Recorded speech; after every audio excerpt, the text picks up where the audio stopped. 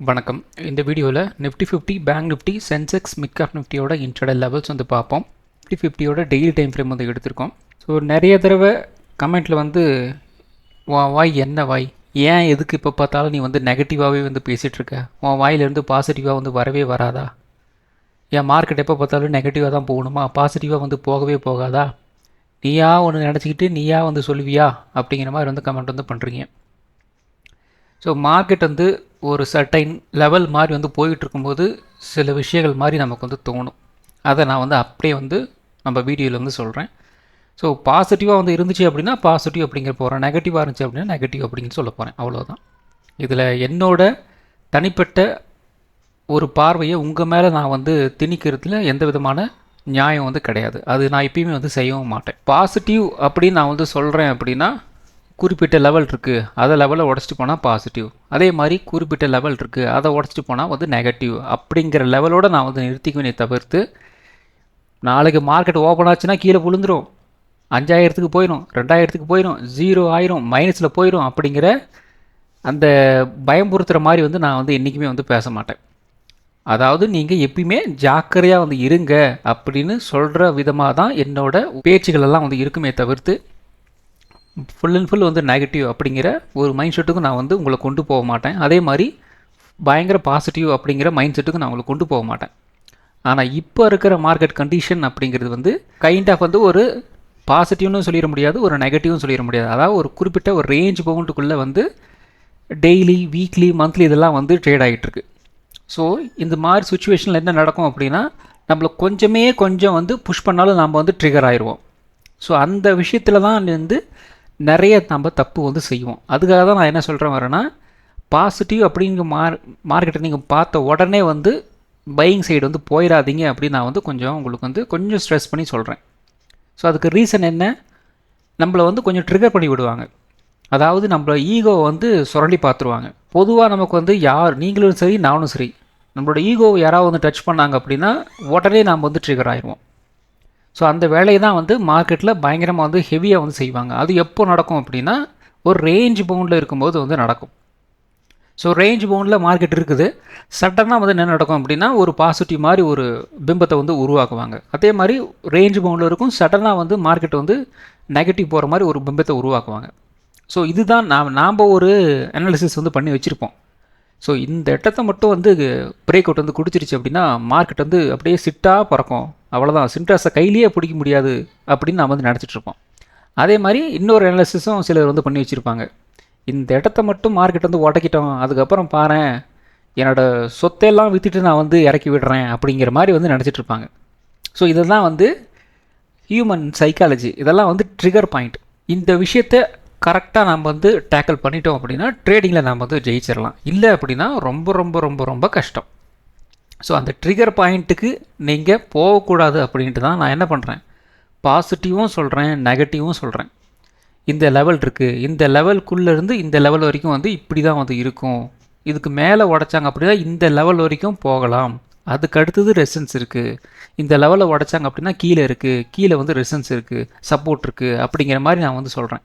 So இது எதனால் வந்து இந்த பாசிட்டிவ் நெகட்டிவ் அப்படிங்கிறதெல்லாம் வந்து கட் பண்ணி உங்களுக்கு வந்து லெவல்ஸு ரெசிஸ்டன்ஸு சப்போர்ட்டு நான் வந்து திருப்பி வந்து சொல்லிட்டு விட்றேன் அப்படின்னா, அந்த ட்ரிகர் பாயிண்ட்டுக்குள்ளே நீங்கள் வந்து மாட்டக்கூடாது அப்படிங்கிறதுக்காக தான். மார்க்கெட் வந்து பாசிட்டிவ் போகட்டும் நெகட்டிவ் போயிட்டோம், ஸோ இதெல்லாமே நம்மளை வந்து ட்ரிகர் பண்ணுற விஷயங்கள். ஸோ அந்த விஷயத்தில் நாம் வந்து மாட்டக்கூடாது. ஆஸ் ஒரு இன்ட்ராடே ட்ரேடர் எதுக்குமே வந்து சலனமே வந்து படக்கூடாது. ஸோ தண்ணியில் ஒரு தேங்கி நிற்கிற தண்ணியில் நீங்கள் வந்து ஒரு கல்லை போட்டிங்க அப்படின்னா எவ்வளோ நேரத்துக்கு அலை வந்து அப்படியே போய்கிட்டே வந்து இருக்கும். ஆனால் ஒரு நகர்ந்துக்கிட்டு இருக்கிற ஒரு ஆற்றுல போகிற தண்ணி பார்த்திங்க அப்படின்னா அந்த இடத்துல கல் போட்டிங்க அப்படின்னா கொஞ்சம் நேரத்தில் அந்த சலசலப்பு இருக்கும், மற்றபடி அந்த தண்ணி வந்து போயிட்டே இருக்கும், அதோட வழியில் அது போயிட்டே இருக்கும். ஓடும் நீர் போல் ஒரு ட்ரேடர் வந்து இருக்கணும். ஒரே இடத்துல இருக்கிற தண்ணியில் அலை வந்து அதிகப்படியாக வந்து அந்த சலனம் வந்து அதிகமாக இருக்கும். ஸோ அது மாதிரி ஒரே இடத்துல இருக்கிற தண்ணி மாதிரி வந்து ஒரு ட்ரேடர் வந்து இருக்கக்கூடாது அப்படிங்கிறதுக்காக தான் இவ்வளோ விஷயங்கள் நான் வந்து சொல்கிறேன். ஸோ எதுக்காக வந்து இந்த அளவுக்கு நான் வந்து நீட்டி முளைக்கி உங்களுக்கு வந்து சொல்லிகிட்ருக்கேன் அப்படின்னா, ஒரு டவுன் ட்ரெண்டில் ஒரு ரேஞ்ச் பவுண்டில் நம்மளை ட்ராப் பண்ணணும் அப்படின்னா எந்தெந்த விஷயங்கள்லாம் வந்து நடக்குதுன்னு பார்த்தீங்க அப்படின்னா, மார்க்கெட்டு டவுன் ட்ரெண்டில் இருக்குது. நல்லா கேட்டுங்க, மார்க்கெட்டு ஒரு டவுன் ட்ரெண்டில் இருக்குது அப்படின்னு வச்சுக்கோங்க. நான் ஒரு ஜென்ரல் சினாரியோ தான் வந்து சொல்லிகிட்ருக்கேன். இப்போ கரண்ட் சினாரியோ பற்றி நான் வந்து பேச வரலை. ஒரு ஜென்ரல் சினாரியோ, மார்க்கெட் வந்து ஒரு ரேஞ்ச் பவுண்டில் வந்து இருக்குது, டவுன் ட்ரெண்டில் வந்து இருக்குது. இப்போ அபவுட் டு பிரேக் டவுன் அப்படிங்கிற மாதிரி வந்து ஒரு சுச்சுவேஷன் இருக்குது அப்படின்னா கொஞ்சம் கீழே இறக்குனாலும் நம்மளோட எக்ஸைட்மெண்ட் வந்து எப்படி இருக்கும்? அடடா மார்க்கெட் வந்து கீழே டவுன் சைடு வந்து சிக்னல் வந்து கொடுத்துருச்சு அப்படிங்கிற அந்த மைண்ட் செட்டுக்கு நாம் வந்து வந்துடுவோம்.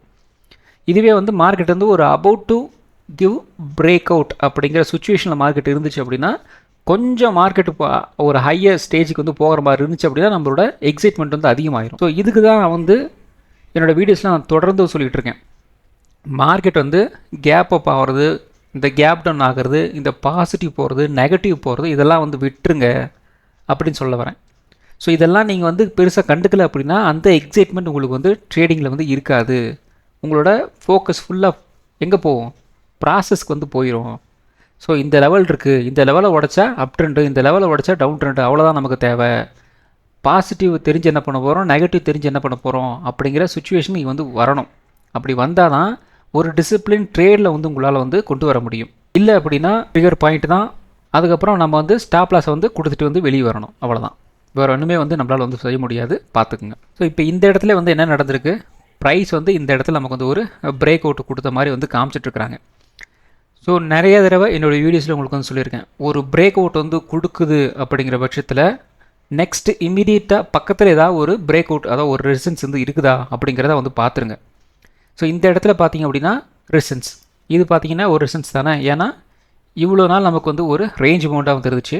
அண்ட் ஃபைனலி இந்த இடத்துல 17ஆம் தேதி ஒரு பிரேக் அவுட் வந்து கொடுத்தாங்க. ஆனால் இதுக்கு மேலே இன்னொரு ரெசிஸ்டன்ஸ் வந்து இருக்குது, ஒரு 24,520 கிட்ட ஒரு ரெசிஸ்டன்ஸ் இருக்குது. நமக்கு அதையும் தான் வந்து பிரேக் அவுட் வந்து கொடுக்கணும், மார்க்கெட் வந்து ஒரு அப் ட்ரெண்ட் போகணும் அப்படின்னா. சிம்பிளாக வந்து இந்த இடத்துல வந்து ஒரு பிரேக் அவுட் கொடுத்தா வந்து ஆச்சா, அதெல்லாம் வந்து வேலைக்கே ஆகாது. ஒரு பிரேக் அவுட் அப்படின்னா அதை பார்த்து எல்லோரும் பயப்படணும், அந்த ரேஞ்சில் வந்து இருக்கணும். அப்படி இருந்தால் தான் வந்து அந்த பிரேக் அவுட் வந்து சஸ்டெயினே வந்து ஆகும், இல்லை அப்படின்னா வந்து சஸ்டெயின் ஆகாது. அதுலேயும் வால்யூம் சப்போர்ட் வந்து பண்ணணும். இதில் வால்யூம் சப்போர்ட் பண்ணுறதுல சில விஷயங்கள் இருக்குது. அதாவது நான் நிறைய தடவை சொல்லிட்டேன், இந்த விஷயத்தையும் மறுபடியும் சொல்கிறேன். வால்யூம் அப்படிங்கிறது வந்து ஒரு ஓப்பனிங்கில் இருக்கிற வால்யூம் சரி, இந்த க்ளோசிங்கில் இருக்கிற வால்யூம் சரி, அதை வந்து பெருசாக வந்து கன்சிடர் வந்து பண்ண வேண்டாம் அப்படிங்கிறது என்னோட தாழ்மையான கருத்து. அது என்னோட கருத்து தான். உங்களுக்கு விருப்பப்பட்டால் நீங்கள் வந்து அதை நீங்கள் வந்து இம்ப்ளிமெண்ட் வந்து பண்ணி பாருங்கள். அதில் பெருசாக உங்களுக்கு வந்து அக்யூரசி அப்படிங்கிறது உங்களுக்கு வந்து கிடைக்காது. ஸோ இது ரெண்டுத்தையும் நீங்கள் வந்து ஒமிட் பண்ணிங்க அப்படின்னா உங்களோட அக்யூரசி அந்தளவுக்கு அவ்வளோ அற்புதமாக வந்து ஒர்க் ஆகும். அதுக்கு ரீசன் என்ன அப்படின்னா, மார்க்கெட் ஓப்பன் ஆகும்போதும் சரி, க்ளோஸ் ஆகும்போதும் சரி, விழுற ஆர்டர்ஸ் எல்லாமே வந்து மோஸ்ட்லி மார்க்கெட் ஆர்டர்ஸாக வந்து விழும். ஏன் அப்படின்னா, நேற்று வந்து என்ன பண்ணிச்சிருப்பாங்க, ஒரு கால் ஆப்ஷனோ ஒரு புட் ஆப்ஷனோ வந்து எடுத்து வச்சுருப்பாங்க. ஒன்று அவங்களுக்கு வந்து ப்ராஃபிட் வந்துருக்கணும், இல்லை வந்து லாஸ் வந்துருக்கணும். இம்மீடியட்டாக அதை வந்து புக் பண்ணுறது தான் வந்து ட்ரை பண்ணுவாங்க. ஒன்று ப்ராஃபிட் வந்துச்சு அப்படின்னா கிடைச்ச வரைக்கும் போதும், வெளியே போகணும் அப்படின்ட்டு ஒரு மென்டாலிட்டி.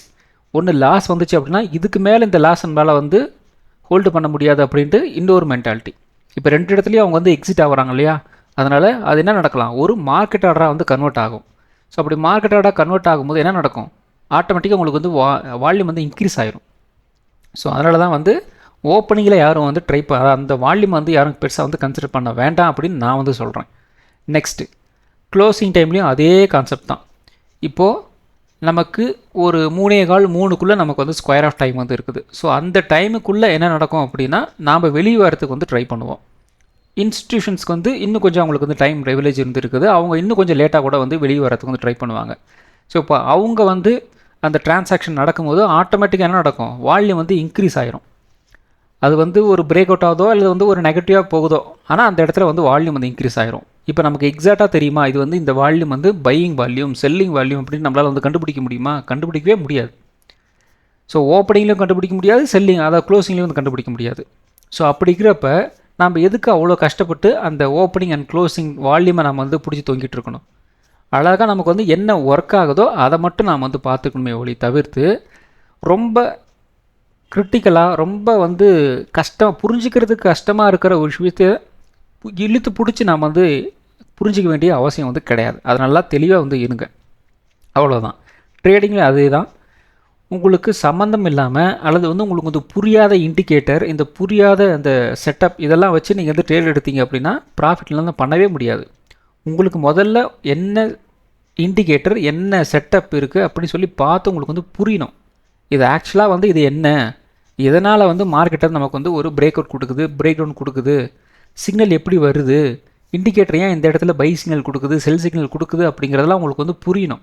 அப்படி புரியல அப்படின்னா ஆரம்பத்தில் உங்களுக்கு வந்து ஒரு ப்ராஃபிட் வர்ற மாதிரி உங்களுக்கு வந்து தோணும். ஆனால் அட் த எண்ட் நாள் செல்ல லாஸ் மட்டும்தான் அந்த இடத்துல வந்து மிஞ்சும். ஏன்னா அந்த இடத்துல நமக்கு வந்து புரிதல் வந்து கிடையாது. இது எதுக்காக கீழே போகுது, எதுக்காக மேலே வருது, எதுக்காக சிக்னல் கொடுக்குது அப்படிங்கலாம் தெரியாது. அவ்வளோதான். ஏன்னா நமக்கு வந்து அதுக்கும் நமக்கு வந்து அந்த சிங்க் வந்து கிடையாது.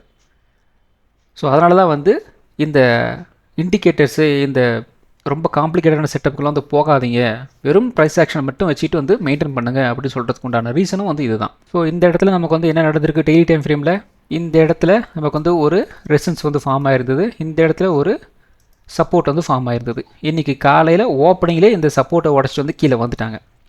ஸோ நேற்றே நம்ம வந்து சொல்லியிருந்தோம் இல்லையா, இந்த லோயர் லோ அப்படிங்கிறது வந்து இன்னும் நமக்கு வந்து பிரிண்ட் ஆகிட்டு இருக்குல்ல. ஆனால் ஒன்ஸ் பிரிண்ட் ஆச்சு அப்படின்னா நல்ல மூவ் வந்து கிடைக்கும் அப்படிங்கிற மாதிரி நேற்று தான் சொன்னேன் நான். ஆனால் இன்றைக்கே அந்த மூவ் வந்து கிடைக்கும் அப்படின்னு நான் வந்து எதிர்பார்க்கல. என்ன அப்படின்னா மார்க்கெட்டு ஒரு 11:30 ஒரு 12:30 அந்த மூவ் எல்லாம் கொடுத்துருச்சு. அதுக்கப்புறம் ஒரு ரேஞ்ச் பவுண்டுக்குள்ளே அந்த மார்க்கெட் வந்து போயிடுச்சு.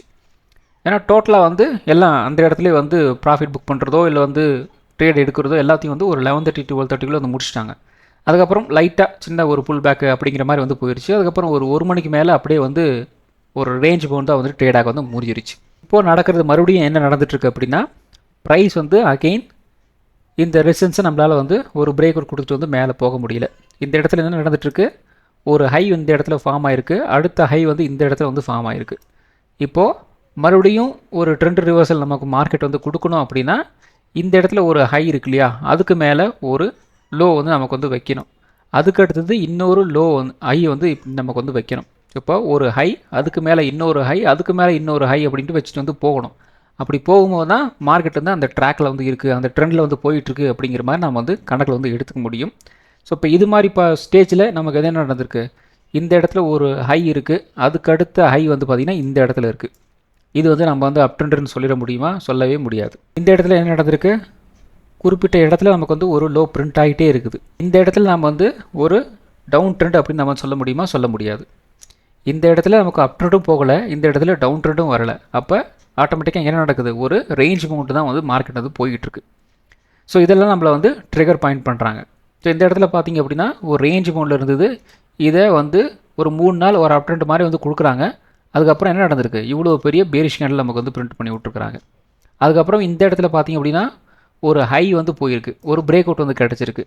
அதுக்கு அடுத்தது பார்த்திங்க அப்படின்னா நமக்கு என்ன நடந்திருக்கு, ஒரு பெரிய நெகட்டிவ் கேண்டில் வந்து பிரிண்ட் பண்ணி விட்ருக்குறாங்க. ஸோ இதெல்லாம் வந்து ஒரு ட்ரிகர் பாயிண்ட்ஸ்.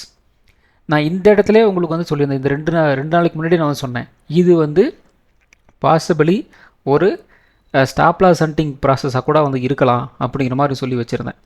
ஏன்னா நமக்கு வந்து இந்த ஹையை கட் பண்ணிட்டு வந்து மார்க்கெட் மேலே போகலை. அப்போது மேபி இது வந்து ஒரு ஸ்டாப் லாஸ் ஹண்டிங் ப்ராசஸாக கூட வந்து இருக்கலாம் அப்படிங்கிறத கெஸ் பண்ணி தான் வந்து திரும்ப நான் 2 நாளாக வந்து சொல்லிகிட்டே வந்துருந்தேன்.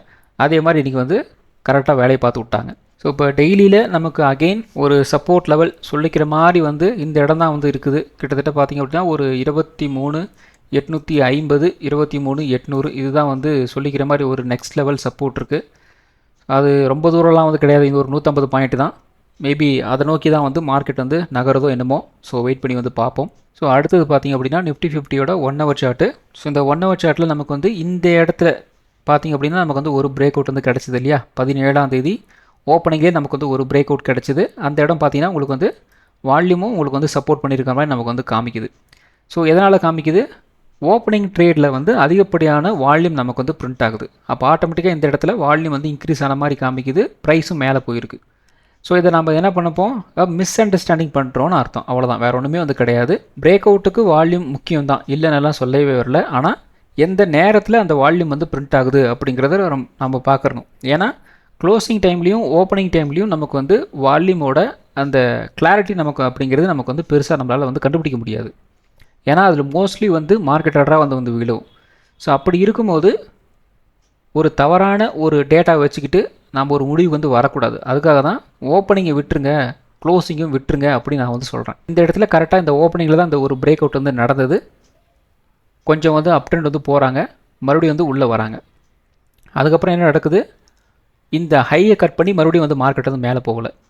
அதே மாதிரி இந்த இடத்துல பார்த்தீங்க அப்படின்னா ஒரு லோயர் ஹை தான் வந்து பிரிண்ட் ஆகிட்டு இருக்கு. அதுக்கப்புறம் கொஞ்சம் கொஞ்சமாக இன்னொரு லோ தான் வந்து பிரிண்ட் ஆகிட்டு இருக்கு.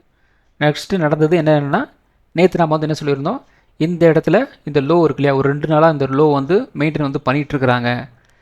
ஸோ இந்த லோவை கட் பண்ணாங்க அப்படின்னா மார்க்கெட் நல்ல ஃபால் வந்து வர்றதுக்கு வாய்ப்புகள் இருக்குது, நல்ல மூவ் வந்து டவுன் சைடு வந்து கிடைக்கும் அப்படின்னு சொல்லியிருந்தேன். அதே மாதிரி இன்னொரு சினாரியும் நான் வந்து சொல்லியிருந்தேன். அது என்ன அப்படின்னா, இந்த இடத்துக்கும் இந்த இடத்துக்கும் நம்ம வந்து ஒரு ரெசிஸ்டன்ஸ் கனெக்ட் பண்ணோம் அப்படின்னா இன்னும் கொஞ்சம் இழுத்து விடுற மாதிரி இருக்கும். ஸோ அப்போது இந்த இடத்துல இந்த லோ கட் பண்ணலை அப்படின்னா மார்க்கெட் வந்து இப்படி வந்து மூவ் ஆகிறதுக்கு வாய்ப்புகள் இருக்குது அப்படின்னு சொல்லியிருந்தோம். அட் த சேம் டைம் இந்த லோவை கட் பண்ணாங்க அப்படின்னா நல்ல மூவ் வரும் அப்படிங்கிற மாதிரி சொல்லியிருந்தோம். அது கரெக்டாக இந்த இடத்துல இந்த லோவை கட் பண்ண உடனே ஓரளவுக்கு நல்ல மூவே நமக்கு வந்து கிடச்சிருக்கு. கிட்டத்தட்ட ஒரு 200 பாயிண்ட் மூவ் நமக்கு வந்து கிடச்சிருக்கு. ஸோ இப்போ நெக்ஸ்ட்டு நமக்கு வந்து இந்த 1 ஹவர் சார்ட்டை பொறுத்த வரைக்கும் ப்ரைஸ் வந்து ஸ்டேஜ் இந்த அப்படியே வந்து இந்த கண்டினியூ ஆக போகுது அப்படின்னா மேபி இந்த ஒரு 23,800 வரைக்கும் வந்து கீழே இறங்குறதுக்கு வாய்ப்புகள் உள்ளது சாலிடாக. நெக்ஸ்ட்டு இந்த இடத்துல இருந்து ஒரு புல் பேக் கிடைக்குது, இந்த லோவை மறுபடியும் இன்றைக்கி ஒரு லோ வந்து பிரிண்ட் பண்ணியிருக்காங்க இல்லையா, அந்த லோவை கட் பண்ணலை அப்படின்னா ப்ரைஸ் அகெயின் வந்து ஒரு புல் பேக் வந்து போகும். ஏன்னா இந்த இடத்துல டவுன் சைடு வந்து ஓப்பன் ஆகிருக்கு இல்லையா, அப்போது இந்த இடத்துல ஒரு புல் பேக் வந்து கொடுக்கறதுக்கு வாய்ப்புகள் நிறையவே வந்து இருக்குது.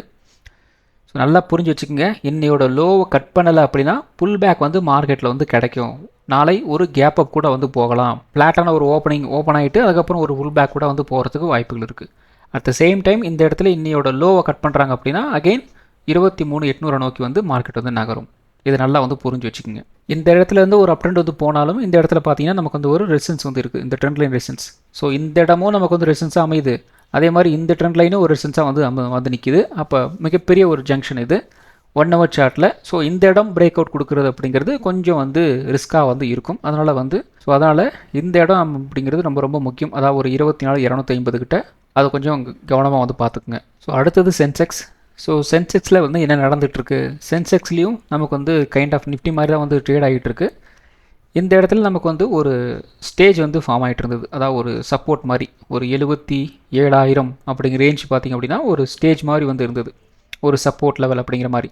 இந்த இடத்துல வந்தவொடனே பவுன்ஸ் பண்ணுறாங்க, இந்த இடத்துல வந்தவொடனே பவுன்ஸ் பண்ணுறாங்க அப்படிங்கிற மாதிரி பண்ணிகிட்டு இருந்தாங்க இல்லையா. இப்போ வந்து என்ன நடந்திருக்கு, இந்த ஸ்டேஜை வந்து உடச்சிட்டாங்க. உடச்சி என்ன நடந்திருக்கு, கீழே வந்து க்ளோசிங் வந்து கொடுத்துருக்குறாங்க. ஸோ இந்த இடத்துல உடச்சிட்டு மறுபடியும் வந்து மேலே வந்திருந்தால் கூட வந்து பரவாயில்ல. என்ன நடந்திருக்கு அப்படின்னா மறுபடியும் அந்த ஸ்டேஜ் கீழே வந்து க்ளோஸ் பண்ணி வச்சுருக்கிறாங்க. ஸோ நேற்றே நான் வந்து சொல்லியிருந்தேன், நிஃப்டியை கம்பேர் பண்ணும்போது சென்செக்ஸ் வந்து ரொம்ப கொஞ்சம் வந்து நெகட்டிவாக வந்து இருக்குது, அதை கொஞ்சம் பார்த்துக்குங்க அப்படின்னு சொல்லியிருந்தேன். இன்றைக்கி எதிர்பார்த்த மாதிரி மார்க்கெட் வந்து ஒரு நெகட்டிவாக வந்து போயிருக்கு. ஸோ நெக்ஸ்ட்டு நமக்கு வந்து சென்செக்ஸில் ஒரு புல் பேக் வந்து கிடைக்கிற மாதிரி வந்து இருந்துச்சு அப்படின்னா மினிமம் இது வரைக்கும் வந்து புல் பேக் வந்து கிடைக்கலாம் அப்படின்னா ஒரு 77, 100, 200 இந்த ரேஞ்ச் வரைக்கும் வந்து ஒரு புல் பேக் வந்து கிடைக்கிறதுக்கு வந்து வாய்ப்புகள் இருக்குது. இன் கேஸ் ஆஃப் ஒரு புல் பேக் அப்படின்னா ஒரு 77,000 ஒரு 77,200 வரைக்கும் வந்து ஒரு புல் பேக் வந்து கிடைக்கலாம். அட் த சேம் டைம் நிஃப்டியில் சொன்ன மாதிரி தான் இன்னையோட லோ வந்து கட் பண்ணுறாங்க அப்படின்னா அகெயின் ஒரு 76,200 வரைக்கும் வந்து கீழே இறங்குறதுக்கு வந்து வாய்ப்புகள் இருக்குது. ஏன்னா இந்த இடத்துல பார்த்திங்க அப்படின்னா இந்த லோவை கட் பண்ணாங்க, அதுக்கடுத்த லெவல் சப்போர்ட் அப்படிங்கிறது இந்த இடத்துல இருக்குது. ஸோ இந்த இடத்துல ஒரு சப்போர்ட்டு, அதே மாதிரி இந்த இடத்துல வந்து சப்போர்ட்டு, அதுக்கப்புறம் இந்த இடத்துல வந்து சப்போர்ட். ஸோ மேக்ஸிமம் இது 3 சப்போர்ட் வந்து எந்த இடத்துல இருக்குது, 76,200, 300 கிட்ட இந்த ரேஞ்சு கிட்ட தான் வந்து இருக்குது. அப்போது இந்த லோவை கட் பண்ணாங்க அப்படின்னா இந்த லோவை நோக்கி வந்து மார்க்கெட் வந்து நகர்றதுக்கு வந்து வாய்ப்புகள் இருக்குது. ஸோ நாளை சென்செக்ஸில் வந்து எக்ஸ்பைரி, அந்த எக்ஸ்பைரியில் நமக்கு வந்து என்ன நடக்கிறதுக்கு வந்து வாய்ப்புகள் இருக்குது அப்படின்னா ஒரு காமா பிளாஸ்ட்டை நோக்கி வந்து மார்க்கெட் வந்து நகருது அப்படின்னா எது வரைக்கும் நகர்றதுக்கு வந்து வாய்ப்புகள் இருக்குது, மினிமம் ஒரு ரேஞ்ச் பவுண்டில் வந்து கொண்டு போயிட்டு அதுக்கப்புறம் ஒரு 77,200 அந்த ரேஞ்ச் வரைக்கும் வந்து கொண்டு போகிறதுக்கு வந்து வாய்ப்புகள் இருக்குது. ஸோ லாஸ்ட் ஒரு க்ளோசிங்லேயோ அல்லது வந்து இப்போ வந்து பார்த்திங்க அப்படின்னா டைமிங் எதுவுமே வந்து சொல்கிறதுக்கு ஆகிறதில்ல. அவங்க நினச்ச நேரத்துக்கு வந்து அந்த டைமிங்கில் உள்ளே வராங்க, வந்தான் வென்றான் சென்றான் அப்படிங்கிற மாதிரி வந்து உள்ளே வராங்க, ஒரு காமா பிளாஸ்ட் மாதிரி ஒரு மூவை கொடுத்துட்டு அவங்க பாட்டு கிளம்பிட்டு போயிட்டே இருக்கிறாங்க. எக்ஸ்பைரி அன்றைக்கி டைமிங் பற்றி வந்து எதுவுமே வந்து வாயை திறக்கிறதுக்கு வந்து முடியறதில்ல. ஸோ விஜிலண்ட்டாக வந்து இருங்க, எப்போ வந்து சான்ஸ் கிடைக்குதோ அப்போ வந்து யூஸ் பண்ணிக்கிங்க, அவ்வளோதான் சொல்ல முடியும். அதுக்கு மேலே வந்து உங்களோட தனிப்பட்ட திறமைகள் தான் வந்து உங்களை கேட்ச் பண்ணுறதுக்கு வந்து வைக்கும். சரி, ஓகே. ஸோ நாளை ஒரு புல் பேக்கை நோக்கி வந்து மார்க்கெட் நகருது அப்படின்னா சென்செக்ஸில் ஒரு 77,200 அல்லது டவுன் ட்ரெண்டை நோக்கி நகருது அப்படின்னா ஒரு 76,200, 76,000 அதை நோக்கி வந்து மார்க்கெட் நகரலாம். அடுத்தது நிஃப்டி 50. ஸோ நிஃப்டி 50ல் நம்ம 24,150 ரெசிஸ்டன்ஸ், அதே மாதிரி இந்த இடத்துல ஒரு 24,000 சப்போர்ட்டுன்னு சொல்லியிருந்தோம். இன்றைக்கி ஓப்பன் ஆனதே வந்து கரெக்டாக இந்த இடத்துல வந்து ஓப்பன் ஆகிருந்தது. அதுக்கப்புறம் கிட்டத்தட்ட நமக்கு வந்து ஒரு 10-20 இந்த ரேஞ்சில் வந்து அந்த சப்போர்ட் வந்து எடுத்துருந்தாங்க. அதுக்கப்புறம் சின்னதாக ஒரு புல் பேக், அகெயின் கீழே வராங்க, அகெயின் வந்து மேலே போகிறாங்க, அகெயின் கீழே வராங்க. இப்படியே வந்து மார்க்கெட் வந்து ஒரு ரேஞ்ச் கொண்டாக வந்து போயிடுச்சு. ஸோ கிட்டத்தட்ட பார்த்திங்க அப்படின்னா இந்த அளவுக்கு வந்து ஒரு 12:30 வரைக்கும் தான் நமக்கு வந்து ஒரு சின்ன ஒரு ட்ரேடிங் ஆப்பர்ச்சுனிட்டி உங்களுக்கு வந்து கிடச்சிருக்கும். அதுக்கப்புறம் வந்து பெருசாக வந்து ட்ரேடிங் ஆப்பர்ச்சுனிட்டி அப்படிங்கிறது வந்து இல்லை. ஸோ நாளை நமக்கு வந்து ஒரு ரேஞ்ச் பாயிண்ட்டாக வந்து இருந்துச்சு அப்படின்னா 24.50 ரெசன்ஸாக வந்து இருக்கும். சப்போர்ட் வந்து ஒரு 23,900 வந்து இருக்கலாம். 23,900 உடைச்சாங்க அப்படின்னா ஒரு 23,750 வரைக்கும் வந்து கீழே இறங்குறதுக்கு வந்து வாய்ப்புகள் இருக்குது. 27.50 ஒரு பிரேக் அவுட் வந்து கிடச்சாங்க அப்படின்னா ஒரு புல் பேக் மாதிரி வந்து அப் ட்ரெண்ட் போகலாம். அப்போது ஒரு 24,200 வரைக்கும் ஒரு அப் ட்ரெண்ட் போகிறதுக்கு வந்து வாய்ப்புகள் இருக்குது. ஸோ அடுத்தது பேங்க் நிஃப்டி. ஸோ பேங்க் நிஃப்டியில் நான் வந்து மீண்டும் சொல்லிகிட்டு இருக்கேன், பேங்க் நிஃப்டியில் ஆப்பர்ச்சுனிட்டி அப்படிங்கிறது வந்து அதிகமாக வந்து வந்துக்கிட்டே வந்து இருக்குது ட்ரேடிங்கை பொறுத்த வரைக்கும். அதை கரெக்டாக வந்து யூட்டிலைஸ் வந்து பண்ணிக்கிங்க. ஏன்னா நிஃப்டியில் கிடைக்கிற அந்த ஆப்பர்ச்சுனிட்டியோட பேங்க் நிஃப்டியில் கொஞ்சம் ஆப்பர்ச்சுனிட்டி கொஞ்சம் அதிகமாக வந்து கிடைக்கிது. என்ன ஒரு பிரச்சனை அப்படின்னா இந்த பேங்க் நிஃப்டியில் நமக்கு வந்து ஆப்ஷன் ப்ரீமியம் கொஞ்சம் வந்து அதிகம். அதை கம்பேர் தான், அது பண்ணும்போது தான் கொஞ்சம் வந்து ஒரு மாதிரி இருக்குது. மற்றபடி வந்து இதில் வந்து ஆப்பர்ச்சுனிட்டி உங்களுக்கு வந்து கிடைக்கிது. கொஞ்சம் வந்து உங்களால் முடியும் அப்படின்னா பேங்க் நிஃப்டியில் வந்து ட்ரை பண்ணி பாருங்கள். ஸோ இந்த இடத்துல நமக்கு வந்து ஒரு 57,200 நம்ம வந்து 500 நம்ம வந்து ஒரு சப்போர்ட்னு சொல்லியிருந்தோம். ஃபஸ்ட் செகண்ட்லேயே வந்து ஒரு பிரேக் வந்து கொடுத்துட்டாங்க. அதுக்கப்புறம் நல்ல ஒரு ஃபால் வந்து இந்த இடத்துல நமக்கு வந்து கிடச்சிருந்தது. ஸோ கிட்டத்தட்ட நமக்கு வந்து ஒரு 57,000 வரைக்கும் வந்து கீழே இறங்கி அதுக்கப்புறம் வந்து ஒரு ரேஞ்ச் பவுண்டில் வந்து ட்ரேட் ஆகி முடிச்சு. அதாவது 12 மணி வரைக்கும் நல்ல மூவ். அதுக்கப்புறம் வந்து ஒரு ரேஞ்ச் பவுண்ட் ஒரு 3.5 மணி நேரம். ஸோ நாளை நமக்கு வந்து ஒரு ரேஞ்ச் பவுண்டாக வந்து இருந்துச்சு அப்படின்னா 57,300 ரெசன்ஸாக வந்து இருக்கும். சப்போர்ட் வந்து ஒரு 56,900. 56,900 ஒரு பிரேக் அவுட் வந்தாச்சு அப்படின்னா ஒரு 56,600 வரைக்கும் வந்து கீழே இறங்கலாம். 57,300 ஒரு பிரேக் அவுட் வந்தாச்சு அப்படின்னா ஒரு 57,600 வரைக்கும் ஒரு அப் ட்ரெண்ட் போகிறதுக்கு வந்து வாய்ப்புகள் இருக்குது. ஸோ அடுத்தது சென்செக்ஸ். ஸோ சென்செக்ஸில் 77,000 சப்போர்ட்னு சொல்லிட்டு இருந்தோம். அது கிட்டத்தட்ட ஒரு 3வது கேண்டில் ஒரு பிரேக் டவுன் பண்ணிவிட்டு ஒரு புல் பேக் வந்து கொடுக்குறாங்க. அகெயின் ஒரு ரிஜெக்ஷன், அப்படியே வந்து நல்ல ஃபால். ஸோ 76,600 வரைக்கும் வரலாம் அப்படின்னு சொல்லியிருந்தோம். அந்த ரேஞ்ச் வரைக்கும் வந்துட்டு ஒரு ரேஞ்ச் பவுண்டில் வந்து க்ளோசிங் வந்து கொடுத்துருந்தாங்க. ஸோ நாளை அகெயின் ஒரு ரேஞ்ச் பவுண்டாக வந்து இருந்துச்சு அப்படின்னா 77,200 ரெசன்ஸாக வந்து இருக்கும். சப்போர்ட் வந்து ஒரு 76,600 இருக்கும். 76,600 உடைச்சாங்க அப்படின்னா ஒரு 76,200 வரைக்கும் வந்து கீழே இறங்குறதுக்கு வந்து வாய்ப்புகள் இருக்குது.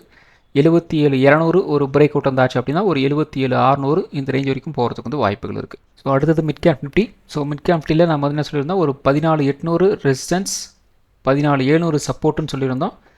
காலையில் ஒரு ½ அன் ஹவருக்கு முன்னாடியே இந்த ரேஞ்ச் வந்து வந்துட்டாங்க. அதுக்கப்புறம் சின்னதாக ஒரு புல் பேக், அகெயின் வந்து ஒரு ஃபால். ஸோ 14,700 உடைச்சாங்க அப்படின்னா ஒரு 14,600 வரைக்கும் வரலாம் அப்படின்னு சொல்லியிருந்தோம். கிட்டத்தட்ட நெருக்கி வந்து க்ளோசிங்கில் அந்த லோ வந்து டச் வந்து பண்ணியிருந்தாங்க. ஸோ நாளை நமக்கு வந்து ஒரு ரேஞ்ச் அமௌண்ட்டாக வந்து இருந்துச்சு அப்படின்னா 14,700 ரெசன்ஸாக வந்து இருக்கும். சப்போர்ட் வந்து 14,600. 14,600 உடைச்சாங்க அப்படின்னா ஒரு 14,500 வரைக்கும் வந்து கீழே இறங்கலாம். 14,700 உடைச்சாங்க அப்படின்னா ஒரு 14,800 வரைக்கும் ஒரு அப்டேட் போகிறதுக்கு வந்து வாய்ப்புகள் இருக்குது. ஸோ இந்த வீடியோ ஒரு எஜுகேஷன் பர்பஸ் வீடியோ மட்டும்தான். பை பண்ணுறதுக்கோ சேல் பண்ணுறதுக்கோ ரெக்கமெண்டேஷன் வீடியோ கிடையாது. இந்த வீடியோ பிடிச்சிருக்கும் லைக் பண்ணுங்கள், உங்கள் ஃப்ரெண்ட்ஸுக்கு வந்து ஷேர் பண்ணுங்கள். மற்றும் ஒரு வீடியோவில் சந்திப்போம். நன்றி, வணக்கம்.